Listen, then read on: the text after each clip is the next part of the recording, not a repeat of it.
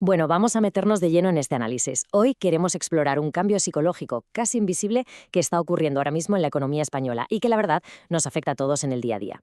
Hay algo que lleva años cociéndose a fuego lento en el mercado laboral y en la sociedad en general, y mucha gente ni siquiera se da cuenta de la magnitud del problema. Hoy vamos a diseccionar todo esto basándonos puramente en los datos. Empecemos desgranando una idea muy potente que hemos extraído de nuestra investigación. No se trata solamente de que los salarios sean bajos en términos numéricos, no. Se trata de cómo estas realidades económicas tan prolongadas remodelan poco a poco nuestra propia definición de lo que consideramos normal. Lo que hace un par de décadas habría encendido todas las alarmas y se habría catalogado como una situación de precariedad inaceptable, hoy en día, hoy se asume prácticamente como el estándar. Y es súper revelador observar esos ejemplos cotidianos de supervivencia básica que ahora tratamos casi como si fueran logros vitales. Hablamos de compartir piso pasados los 30, trabajar a tiempo completo y no poder ahorrar ni un solo euro a fin de mes, cobrar 1.300 euros y sentir que, oye, casi hay que dar las gracias, o llegar a pensar que alguien que gana 2.000 euros al mes es prácticamente rico.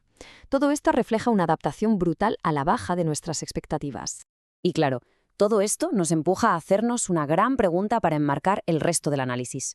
¿Cuál es el salario mínimo real, y ojo, no el legal, sino el real, necesario para vivir con tranquilidad hoy en España?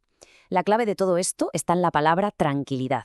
Tenemos que alejarnos del concepto de pura supervivencia para empezar a hablar de paz mental, de poder cubrir imprevistos y de tener una base mínimamente sólida.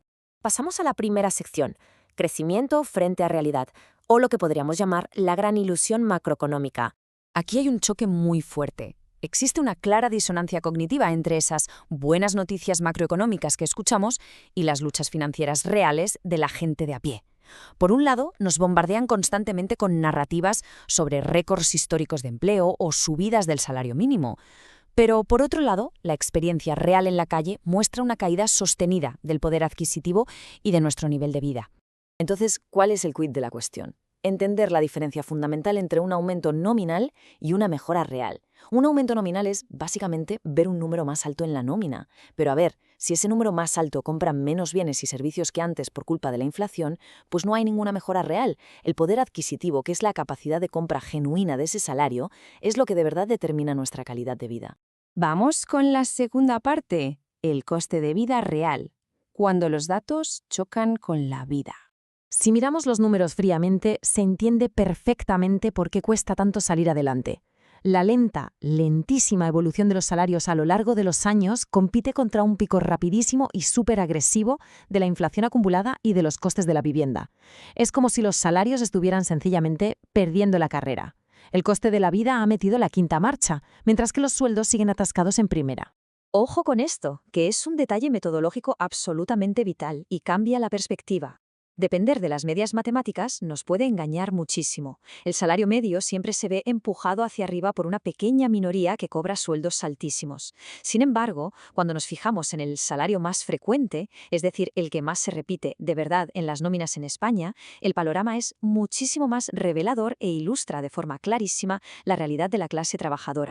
Y claro, como consecuencia directa de esta tremenda brecha entre sueldos estancados y alquileres por las nubes, la edad de emancipación juvenil sigue retrasándose año tras año. Y es importantísimo dejar claro que esto se debe a problemas económicos estructurales, no a fracasos personales de nadie, ni a una supuesta falta de esfuerzo. Los hitos vitales de toda la vida, como irse a vivir de forma independiente, se están posponiendo por pura matemática financiera. Los números simplemente no dan. Entramos en la tercera parte, la trampa de la escasez, ese cambio psicológico del que hablábamos al principio. ¿Qué es exactamente esto de la mentalidad de escasez? Pues ocurre cuando interiorizamos niveles salariales insuficientes como si fueran lo más normal del mundo. Es una adaptación cultural y mental a una precariedad que se alarga demasiado en el tiempo. Básicamente, como sociedad, empezamos a conformarnos con mucho menos de lo que matemáticamente se necesita para sostener una vida digna y próspera. Nos acostumbramos a lo inaceptable. Porque, a ver, hay una diferencia abismal entre dos conceptos. Una cosa es la escasez económica real, es decir, una falta literal de recursos en un momento dado, tener la cuenta del banco a cero, vamos. Y otra muy distinta y bastante más peligrosa es la mentalidad cultural de escasez. Es un estado mental derrotado, que acepta psicológicamente esos estándares bajos como normales, y lo peor de todo, deja de exigir una compensación justa. Cuarta sección. Redefiniendo el buen sueldo. Nuestras expectativas a la baja. Es fascinante y a la vez bastante preocupante ver la erosión absoluta de lo que consideramos un buen sueldo. Llegar a pensar hoy en día que alguien que ingresa 2.000 euros al mes es un privilegiado o prácticamente rico demuestra hasta qué punto se ha distorsionado nuestra percepción del dinero y del altísimo coste de la vida. El contraste entre el pasado y el presente es literalmente abrumador. Hace unas décadas, un salario estándar permitía acceder a la compra de una vivienda y además dejaba margen para ahorrar. Hoy en día, ese mismísimo salario estándar, en términos de posición social, apenas da para pagar una habitación en un piso compartido y deja la cuenta de ahorros a cero. La definición de seguridad de la clase media se ha degradado por completo. Llegamos a la quinta y última sección. Sobrevivir en lugar de prosperar. La nueva línea base. Si analizamos cómo se reparte el sueldo de una persona joven promedio, vemos que porciones masivas del pastel son devoradas al instante por la vivienda y los gastos más básicos de supervivencia. Y la porción que queda para ahorrar o para consumir, pues es virtualmente inexistente. Así que el punto clave aquí es que sin esa capacidad de ahorro ni de consumo, la prosperidad genuina es matemáticamente imposible para una gran mayoría de los profesionales jóvenes. En definitiva, el sistema ha provocado un cambio fundamental. Nos ha quitado esa expectativa, totalmente legítima, de prosperar, que significa tener seguridad financiera y vivir tranquilos, y la ha cambiado por el simple alivio de sobrevivir. Trabajar únicamente para poder cubrir los gastos básicos mes a mes, cruzando los dedos y sin ninguna red de seguridad. Y todo esto nos lleva a la tesis central de este análisis. El mayor peligro al que nos enfrentamos no son solo los salarios bajos en sí mismos. El verdadero coste de esta era económica es la normalización psicológica de vivir sin paz financiera. Es haber perdido la esperanza de tener una vida floreciente y digna, asumiendo que vivir en la precariedad es simplemente lo natural. Así que nos despedimos con esta reflexión que da bastante en qué pensar.